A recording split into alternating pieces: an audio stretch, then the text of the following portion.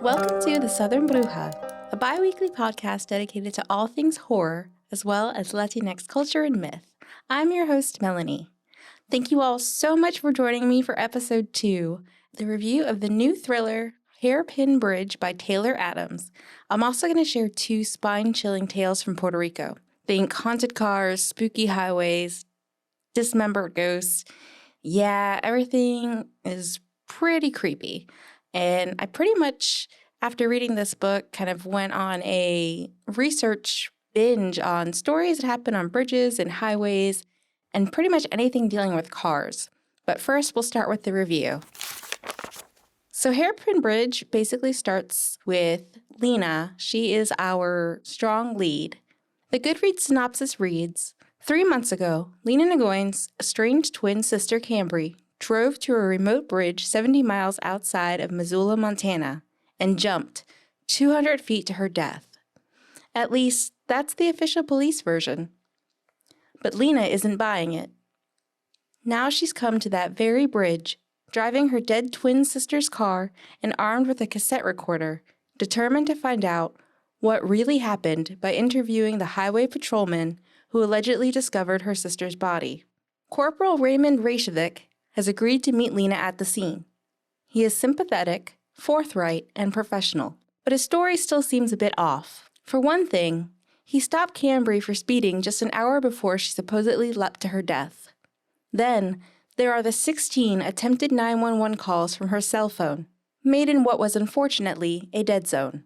But perhaps most troubling of all, the state trooper is referred to by name in Cambry's final enigmatic text to her sister. Please forgive me. Lena will do anything to uncover the truth. But as her twin's final hours come into focus, Lena's search turns into a harrowing tooth-and-nail fight for her own survival, one that will test everything she thought she knew about her sister and herself. Hairpin Bridge is a fun, white-knuckle, hair-raising thriller with some supernatural moments. So this is really one hell of a ride of a book. First thing I want to note is the majority of the action in this book takes place either in the blue Toyota Corolla owned first by Cambry and then passed on to Lena after her death, or the black Dodge Charger owned by the corporal. The bridge itself is basically located on a desolate stretch of road and is just a rusty, rickety bridge that has been closed to the public out of fear that it's not structurally sound. This bridge is also sometimes referred to as the Suicide Bridge and is supposedly haunted by those who jumped to their deaths mostly in the 1980s. It's really, really hard to say much more about this book without providing spoilers, but I will say it is a very quick, fast-paced, action-packed read, and the lead character, Lena, is a very, very strong figure. She's basically a little tiny Terminator. There's really no better way to describe her. I mean, she is just prepared to meet whatever is in her path to find out the truth about her sister. And the book is violent. There is tons of shootouts, tons of car crashes, plot revelations that move at breakneck speeds. I really, really had fun with this one, and I really enjoyed the final reveal. The supernatural elements also added a very interesting bit of kind of an emotional twist to the story, which I really didn't see coming. This book is also written by the author of No Exit, which many people really seem to have loved. I'll be honest, it wasn't my favorite thriller of the year. However, there's so much growth in the writing style here, and this plot had me really on the edge of my seat the entire time. This book also did something which is going to be really hard to do for me, which is to kind of tap into some of my own weird phobias, mainly car crashes and bridges. Do you ever just kind of feel that like nope feeling when you're driving, like a sudden fear that you're crossing a bridge and you're just, for some reason, there's an overwhelming feeling of dread, like you're just not going to make it to the other side, no matter how hard you try and you're white-knuckling your drive. That's me pretty much whenever I'm crossing a bridge. I also have this really innate distrust of deserted highways. I'm always looking out for if there's a car by the side of the road. My brain, I guess because I've read or seen too many horror films, my brain automatically goes to worst case scenario. So if there is a car that's by the side of the road and I'm driving home at night, my first thought is this person really in trouble, or are they a serial killer parked ready to get me? I don't know if that comes from reading Christine by Stephen King at a really young age, but even just the car it looks like a fast car and it's kind of on its own, especially if I'm driving in the South and it's a bit of a rural highway or a rural road, which happens a lot, especially where I live. I can go from one side of town being pretty populated to suddenly twists and turns and just farmland. And that really gets my adrenaline up and kind of has me at the edge of my seat until I get home. It's kind of a rush. It's kind of what you get when you're reading these kind of books. It's a release in a lot of ways. And so when I was reading this, it kind of tapped into some memory I had of some stories that my parents had told me about, wherein they're originally from Puerto Rico. They actually had told me recently, my mom had told me about a abandoned home in Mayagüez, Puerto Rico, and it's a pretty modern urban legend and one that I find extremely creepy and I wanted to share with you all. So there's an abandoned house in Mayagüez, Puerto Rico known as the Mustang House.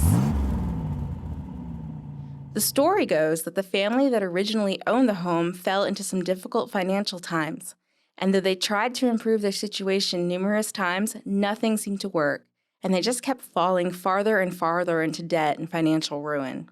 The father of this family decided he needed to take matters into his own hands. He couldn't take the horrible problems that him and his family were suffering from and decided that he would make a deal with the devil. In one version of this story, the man makes a deal for his own soul. In another, he forfeits the soul of his daughter. Either way, probably not the best decision he's ever made. But all that being said, after a few months, the deal is made, and it seems like it worked really well. The man basically wins the lottery, and the family finds great financial success. They even purchase a 1960s convertible Mustang just to outwardly express their financial success. Once this car is purchased, neighbors start claiming that the family becomes more and more erratic as the years go on, and they start hearing strange noises and see strange lights coming from the house at all hours of the night. This is no longer a friendly family home. There is something going on here. Eventually, the paranormal activity that's happening at the home becomes too much for the family that originally made this deal with the devil, and they decide to abandon their home completely. The weirdest part to me is not only do they abandon their home, but they leave their beloved 1960s Mustang in the garage. It's been about 20 years since that family abandoned their home and their car, and in that time it's said that many have tried to remove the car or its parts from the garage and have completely failed. There are reports of dark silhouettes prowling the inside of the house at night, along with hearing screams and sometimes strange laughter coming from inside the home. Remember, this property is completely abandoned. Again, the strangest part of the story to me is really the Mustang. People have repeatedly attempted to remove it from its location, but to this day, no one has been successful. There's even a story of a crane being brought in to forcibly remove the car from the vehicle, and the chains of the crane breaking in an attempt to remove the car, and the car remained unmoved. So today, if you go by this home, the vehicle still sits, and it's currently covered in rosaries and religious offerings in an attempt to release the dark entities that have taken residence there. So while I was trying to find out more about this Mustang house, I came across another urban legend from Puerto Rico that may be even more disturbing than that of the Mustang house. Part of me wishes I never read it, but if I have to hear about it, so do you all. So this is called the Dismembered. The story is said to originate in Lajas, which is a municipality located within the southern region of the island. So to get to this municipality, there's a road, PR 116, that apparently is known to have a very high rate of accidents.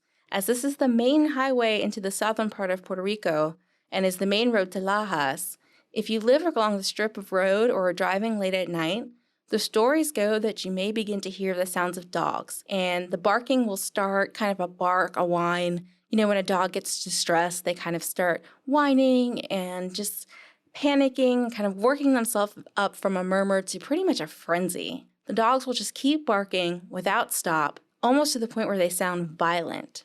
The strip of road is known to be very dark and winding, and that's part of why it's known for its car accidents.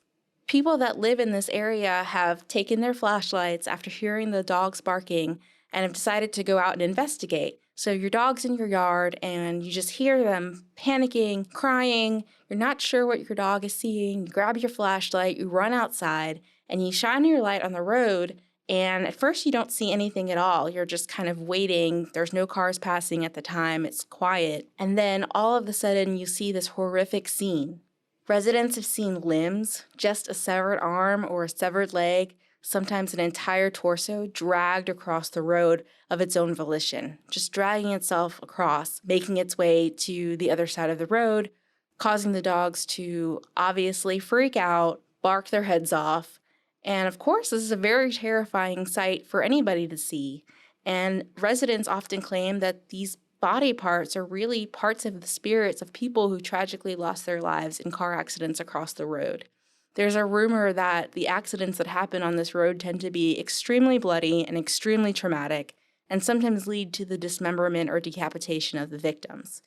Whether you believe this or not, the stories have been making the rounds for quite a while, and it's just one of those things that when you hear those types of stories, if you're someone like me who already has a bit of a fear of traveling by themselves, of being in a car and seeing something creepy from outside of your window, or being followed and you're kind of white-knuckling your drive, these kind of stories, especially somewhere like Puerto Rico, which to me is one of the most beautiful places in the world, to see or hear these kind of stories just kind of gets under your skin and reminded me a lot that while I was reading Hairpin Bridge, that these kind of stories of hauntings because of tragic accidents or car crashes where people can't rest after their spirit has left their bodies are really just kind of in all cultures, kind of all over the world. I'm sure regardless of where you're from, listener, you probably have a story similar to the ones that are coming out of Puerto Rico. Again, I highly recommend picking up a copy of Hairpin Bridge, and I'd love to hear if anybody has any stories similar to these stories from Puerto Rico. If there are other urban legends in your areas, hit me up on Instagram or Twitter and let me know what those stories are about. They are fascinating to me, especially when they are similar to each other. So thanks for listening. If you enjoyed this episode and you'd like to help support the podcast, please share it with others, post about it on social media, or leave a rating and review. To catch all the latest from me, you can follow me on Instagram at @the_southern_bruja and on Twitter at southern_bruja. And in the words of the famous George Carlin, may the forces of evil become confused on the way to your house. Thanks again, and I'll see you next time.